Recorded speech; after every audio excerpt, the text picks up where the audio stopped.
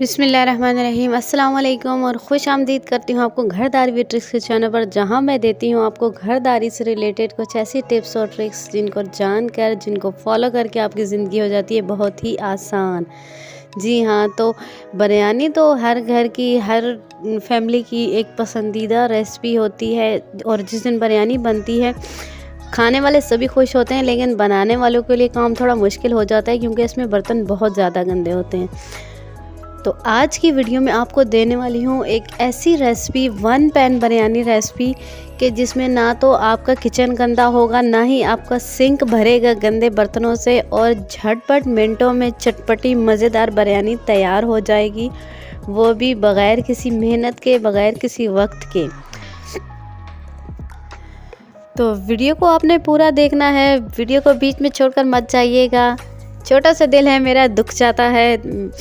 और जहाँ जो स्टेप आपको अच्छा लगे वहीं पर लाइक के बटन पर ज़रूर क्लिक कर दिया करें। मुझे बहुत खुशी होती है आप अच्छा सा कमेंट करके अगर मेरी हौसला अफजाई कर देते हैं या आप मुझे अपना फीडबैक देते हैं। तो चैनल पर नए हैं तो सब्सक्राइब कर दीजिएगा।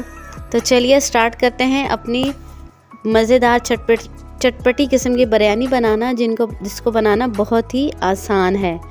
सबसे पहले क्या कर रही हूँ जी, मैं चावल को हम भिगो देंगे। जैसे ही हम अपना तड़का रखेंगे, यानी प्याज ब्राउन होने के लिए रखेंगे। अगर आपके सेला चावल हैं तो इससे भी आपने 10 से 15 मिनट पहले चावलों को भिगो देना है, लेकिन अगर आप बासमती से बना रहे हैं तो हम जब प्याज को ब्राउन होने के लिए रखेंगे तो साथ हम चावल को भिगो देंगे। तो ये हो गई मेरी टिप नंबर 1।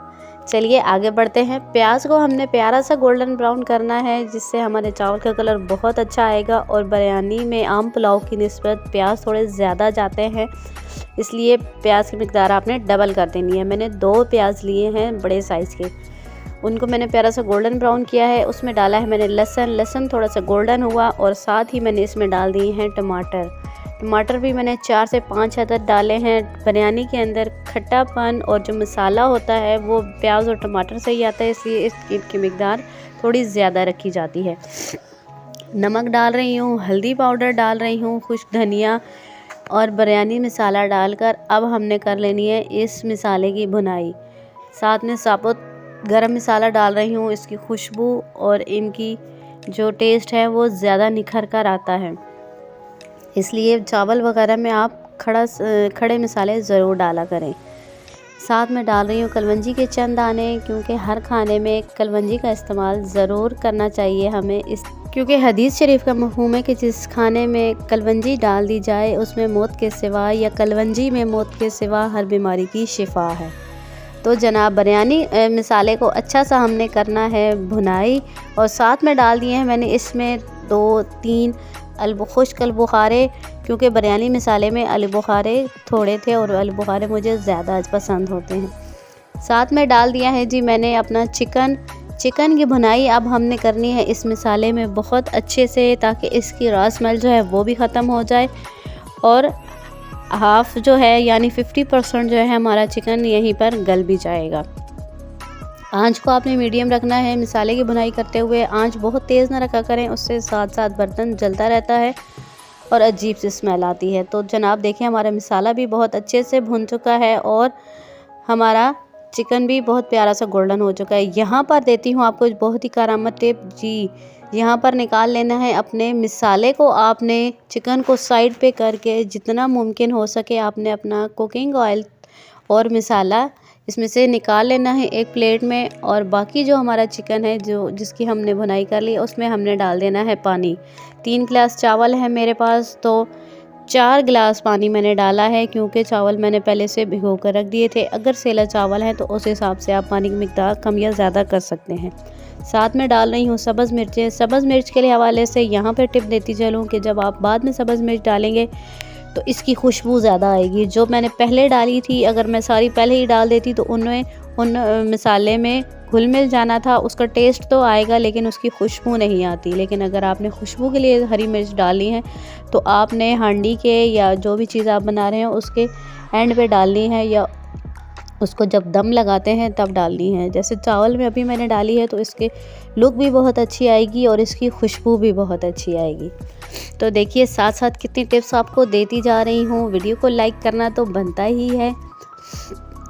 टिप्स अच्छी लगें तो शेयर भी कर दिया करें ताकि और लोगों का भी भला हो जाए।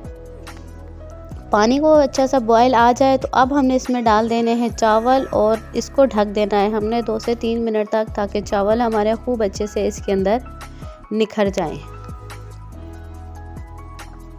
2 मिनट के बाद देखें जी चावल जो है हमारे अच्छे से लंबे हो चुके हैं। अब हमने इसको लगाना है दम। लेकिन दम लगाने से पहले अहम काम जो हमने करना है वो है कि हमने यहाँ पर इसका नमक चेक कर लेना है। नमक अगर आपको कम लगे तो थोड़ा सा और डाल दें।